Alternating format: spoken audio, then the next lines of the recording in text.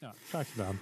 Wij gaan door met onze artiest voor deze dag. Hij begon zijn muzikale carrière op de basisschool. En dan heb ik het over groepje 4. Hij zong namelijk mee in een kerstmusical. Maar inmiddels heeft hij al een paar cd's gemaakt. Zijn laatste is uit het jaar 2009. Hij komt uit Valkenburg, uit de Geul, aan de Geul moet ik dan zeggen. En hij is trots op Limburg. Dat heet dan greutsj op Limburg. Dames en heren, Heugen.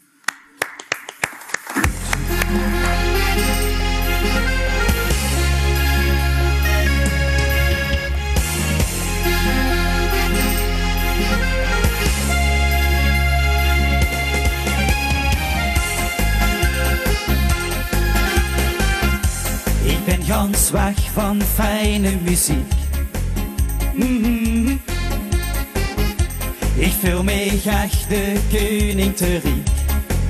Oh yeah. Muziek is mijn groot verlangen. Daar kunt ze me gans met vangen. Maar ik zing het liefste in het plaats. Want ik ben greutsj op Limburg. Ik zing in mijn moederstaal. Ik doe niks liever als zingen de ganse dag. Hey yo. Want ik ben greutsj op Limburg. Ik zing in mijn moederstaal. Ik doe niks liever als zingen de ganse dag. Het maakt mich niet uit, nee, waar ik soms ben. Het schijnt mich maar drum dat ik dan zingen ken. Oh yeah. Muziek is mijn groot verlangen. Daar kunt ze mich gans met vangen. Maar ik zing het liefste in het plaat. Want ik ben greutsj op Limburg.